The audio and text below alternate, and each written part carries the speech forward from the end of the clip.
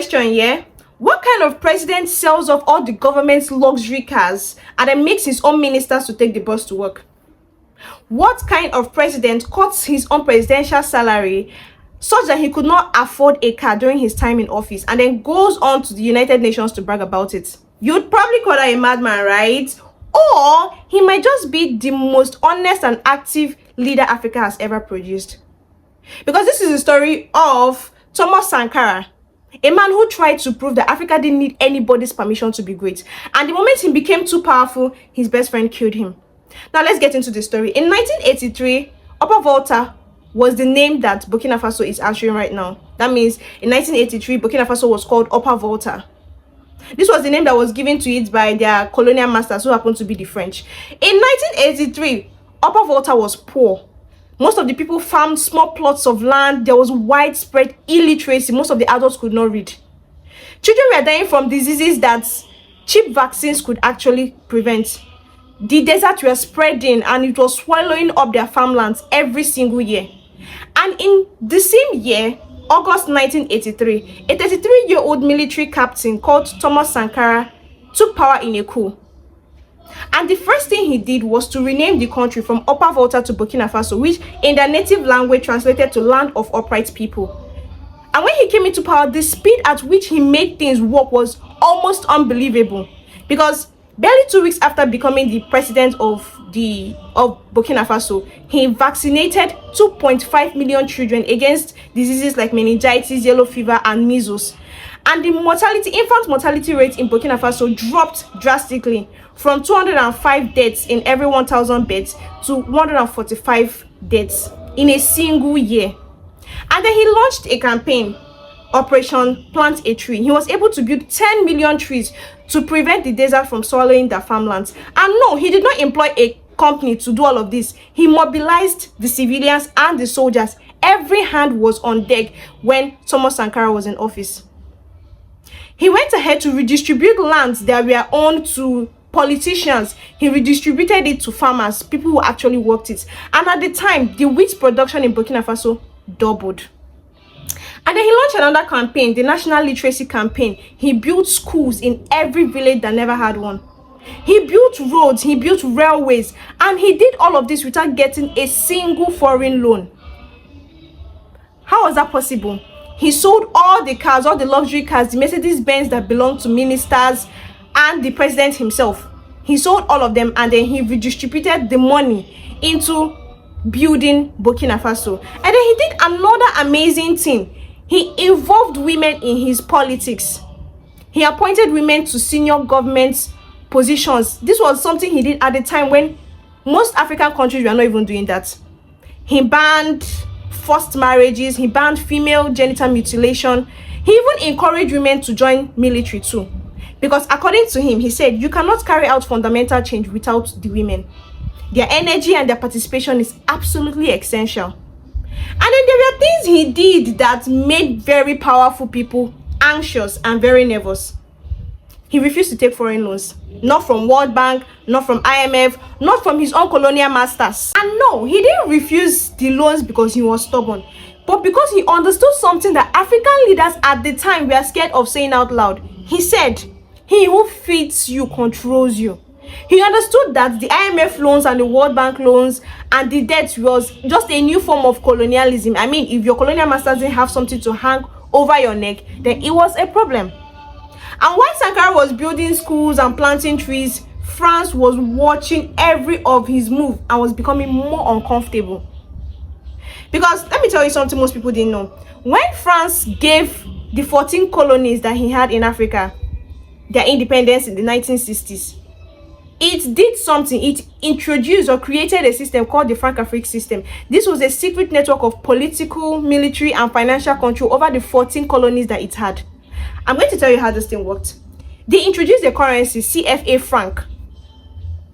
This currency was backed by France, was supported by France, was used by France, and was deposited in French banks.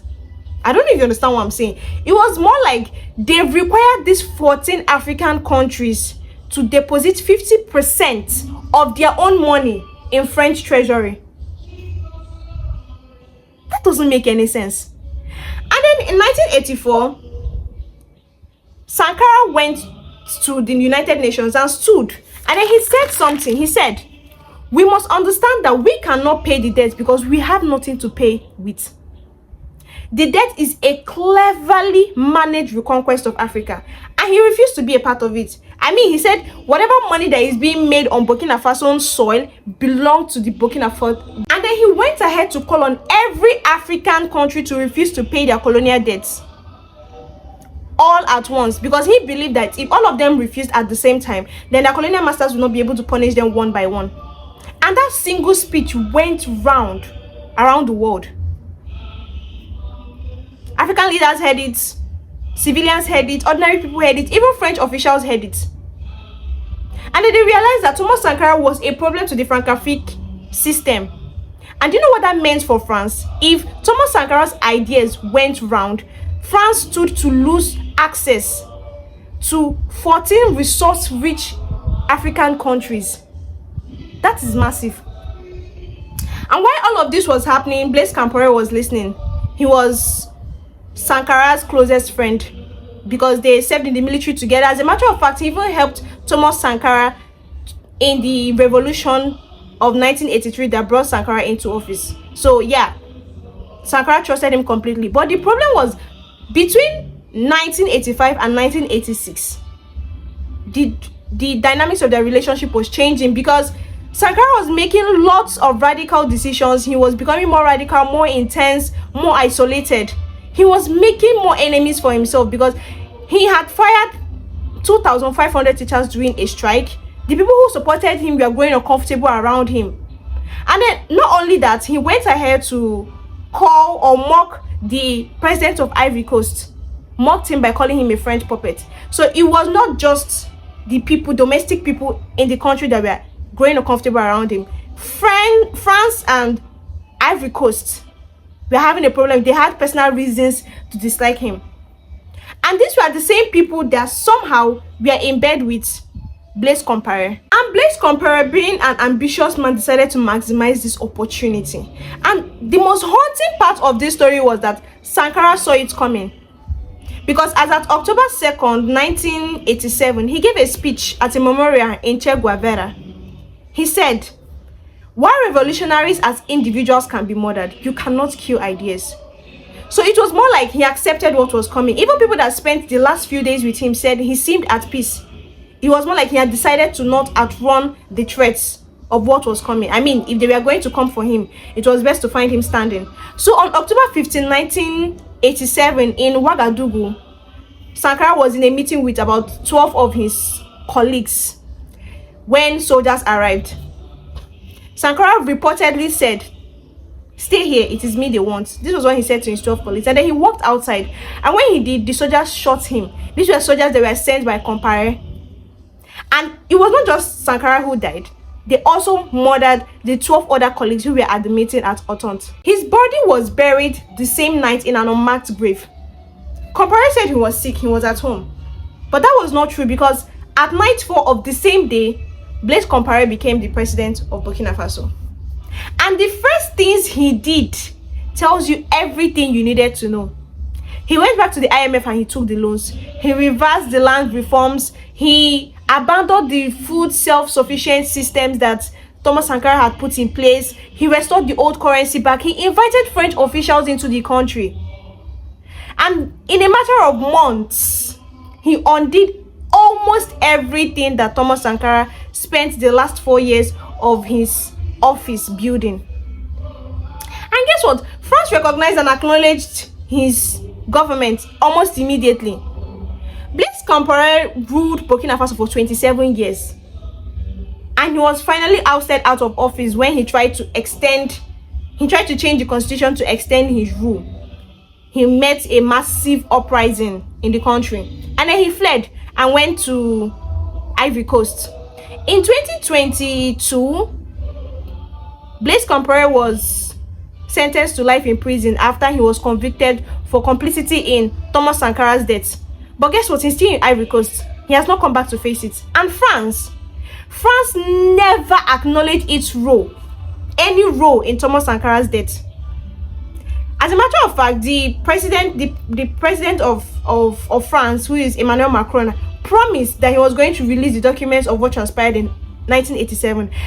And since 2017 till now, nothing has appeared. Although it was confirmed that French agents were present the day after Thomas Sankara died. Now here is the part of the story that I think matters the most. They killed Thomas Sankara at 37. They dismantled everything that he built. They tried to erase his name from history, but it didn't work. Today, Thomas Sankara is the most painted, the most quoted, the most revered public figure among young people across Africa. His face is on murals from Dakar to Nairobi. His speeches has been reshared millions of times online. As a matter of fact, in 2023, Burkina Faso named its international airport after him. One car, a refrigerator, a broken freezer, 4 bicycles, and 3 guitars, and a small amount of cash. That was all Thomas Sankara owned. A man who ran a country for 4 years. Now compare that to Joseph Mobutu of the Democratic Republic of Congo. 4 years, that was all Thomas Sankara had. And in that 4 years, he did what most governments couldn't do in 20 years. And the most amazing part is that he did all of this without borrowing a single dollar from the IMF or the World Bank. Now you understand why young people love him the way they do. And if you watched our Congo video, you already know what happens to African leaders who step up and try to take control from their colonial masters. Patrice Lumumba, Thomas Sankara, same story, just different country. Now, let me know in the comment section, have you heard of Thomas Sankara before today?